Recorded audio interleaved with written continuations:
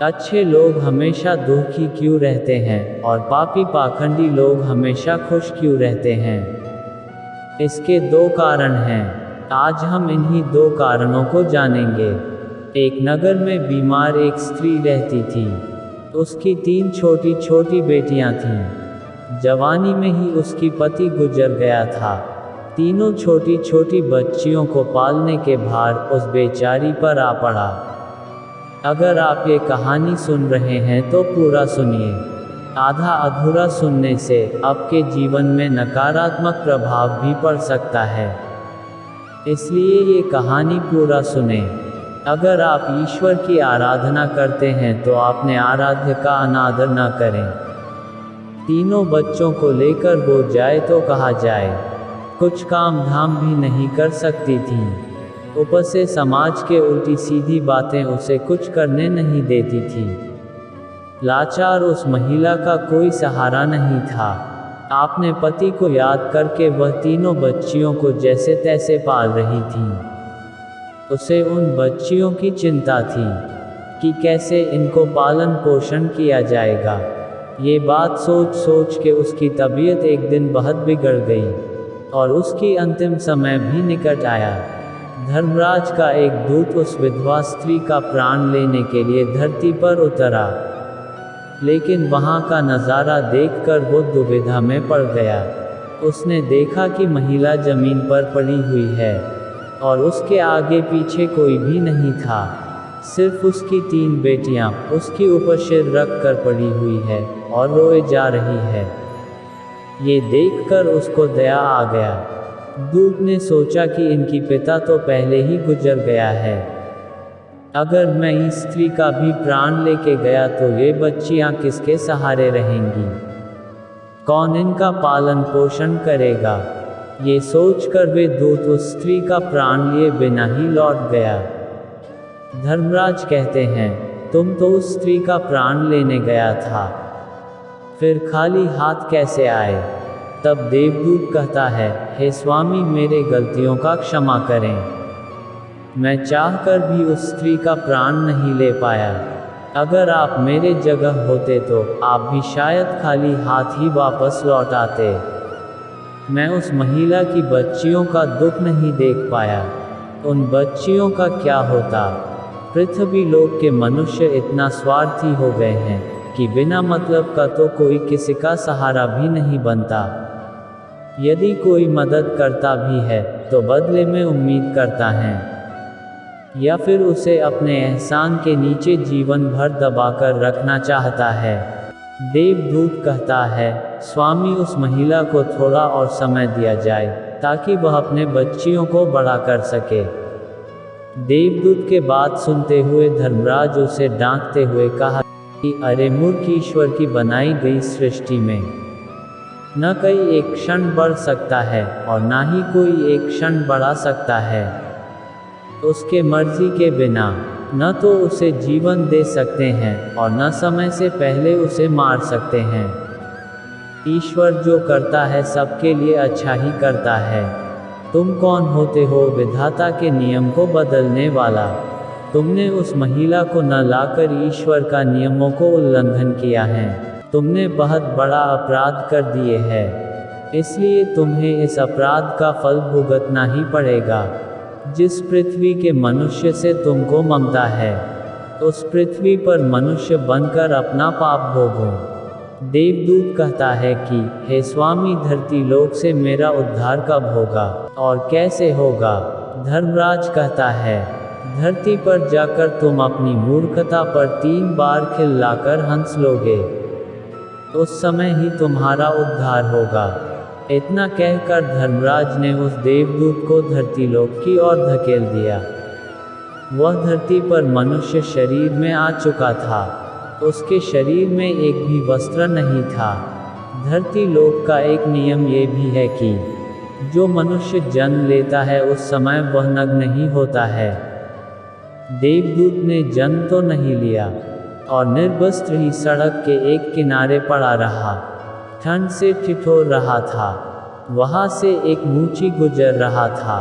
वह मूची अपने बच्चों को ठंड से बचाने के लिए कपड़ा खरीदने जा रहा था।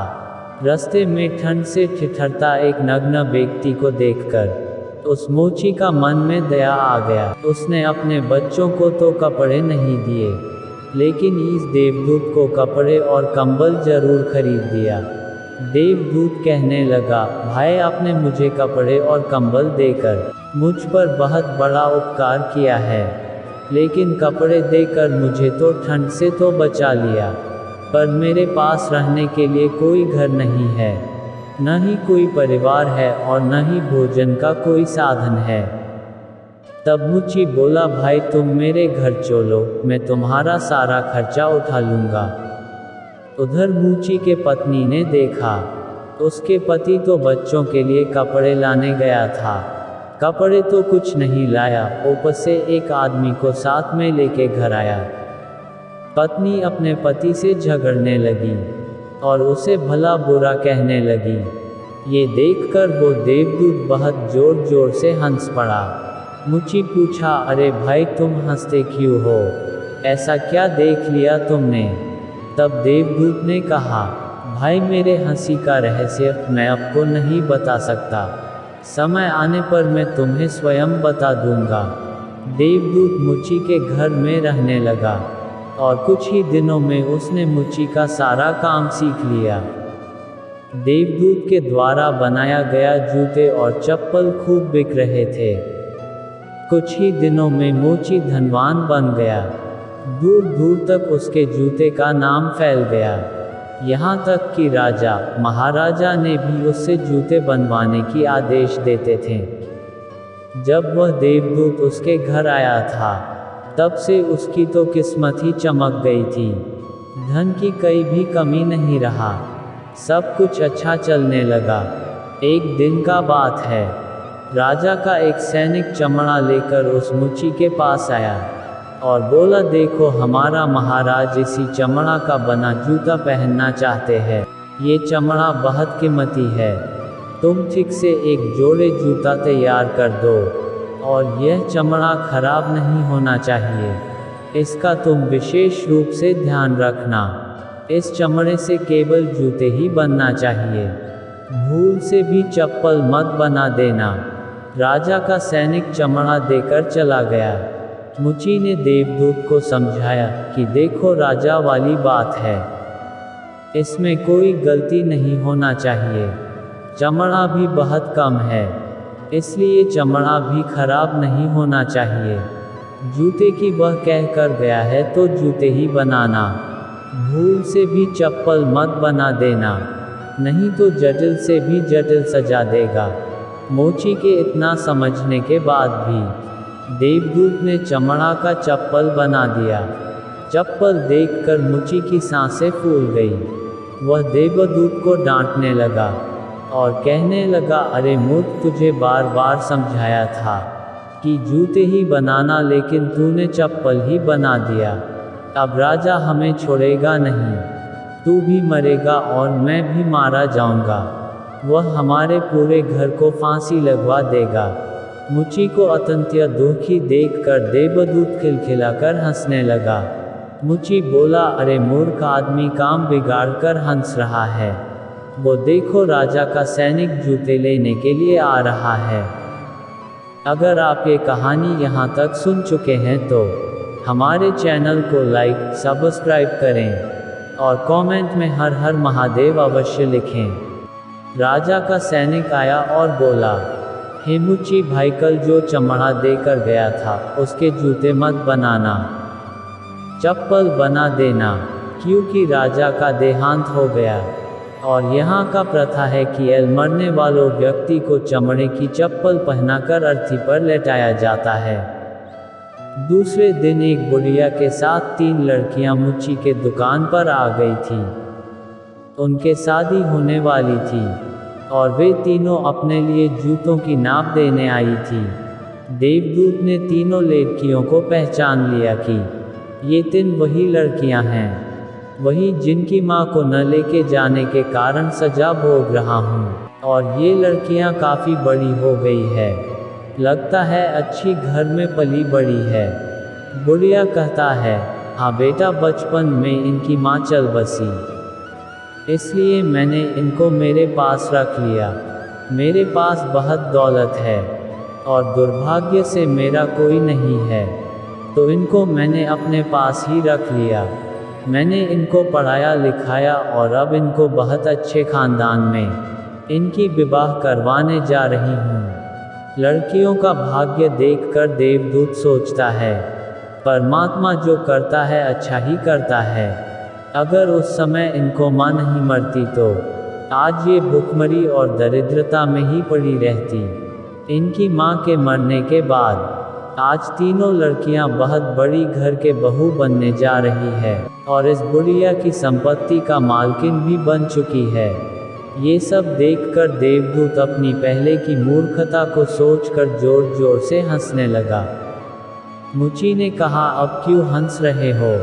अपने हंसी का कारण बताओ। देवदूत मुची से कहता है, मैं एक देवदूत हूँ और अभी जो तीनों लड़कियाँ जूते की नाप देकर गई हैं, इनकी माता को मैं लेने आया था, लेकिन उस समय ये तीनों बहुत छोटी थी और इन पर तरस खाकर मैं इनकी माँ को नहीं ले गया था, क्योंकि इनकी पिता का मृत्यु पहले ही हो चुका था।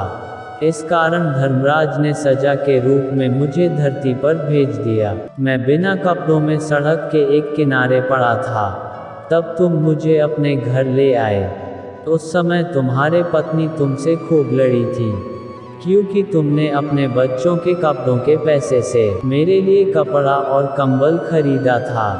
तब मैं तुम्हारी पत्नी की मूर्खता को देखकर खूब हंसा था, क्योंकि तुम्हारी पत्नी उस लाभ को नहीं देख पा रही थी जो मेरे आने से तुम्हारे घर में होने वाला था। और दूसरी बार मैं हंसा जब तुम राजा के जूते नहीं बनाने से मुझे डांटने लगा था। उस समय तुम राजा के बारे में सोच रहे थे, लेकिन तुमको यह नहीं मालूम था कि राजा के साथ क्या होने वाला है, जिसके कारण राजा को जूते से अधिक चप्पल की आवश्यकता पड़ गई।